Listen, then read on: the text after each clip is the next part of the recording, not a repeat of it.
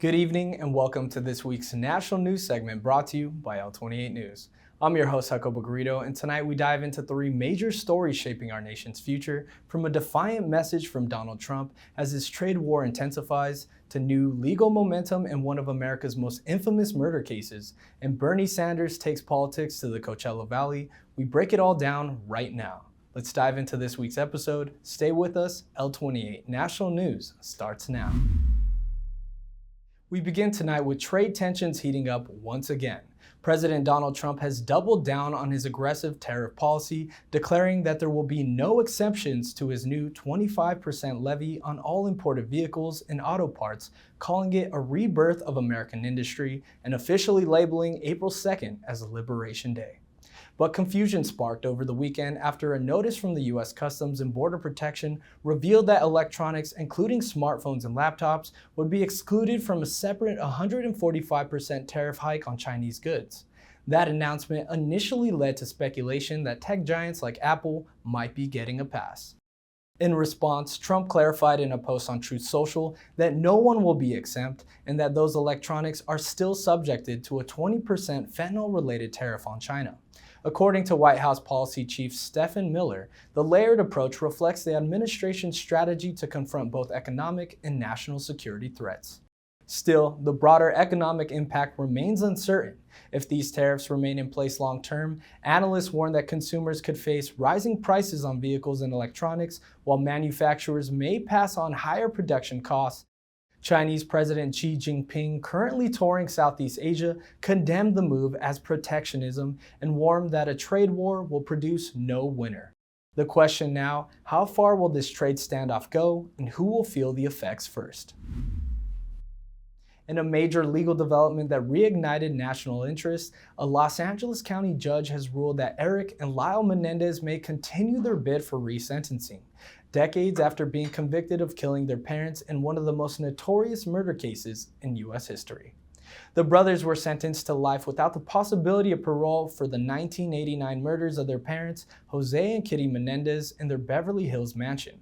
Prosecutors at the time argued that they killed for a multi-million-dollar inheritance, but their defense claims that years of sexual abuse and emotional trauma led them to act in self-defense.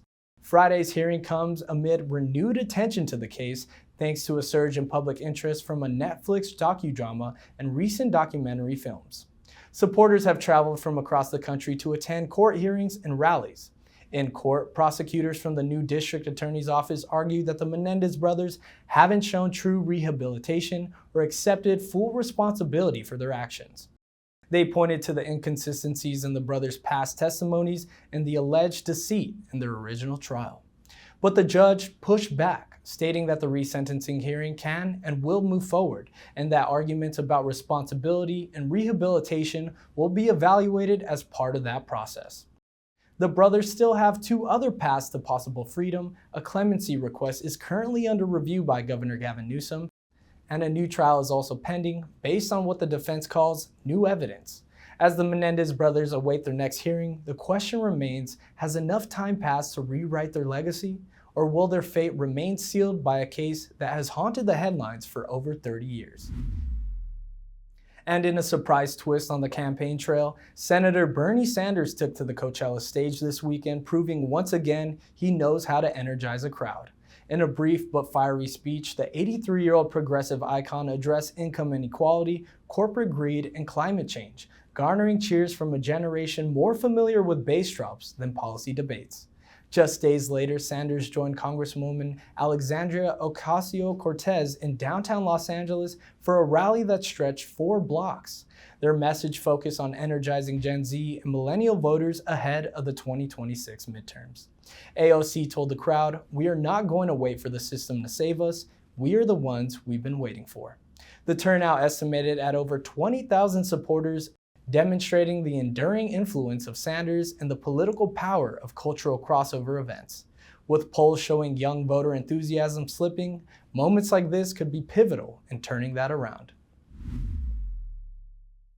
That wraps up tonight's national news segment here on L28 News. From Donald Trump's defiant stance as this trade war escalates, to new legal momentum in one of America's most notorious murder cases, and Bernie Sanders bringing politics to the Coachella Valley, these stories remind us that our country is constantly shifting beneath our feet.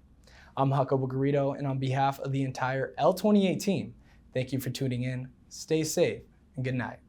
If you want to stay informed on the latest news impacting our country, be sure to subscribe to our YouTube channel by scanning the QR code below.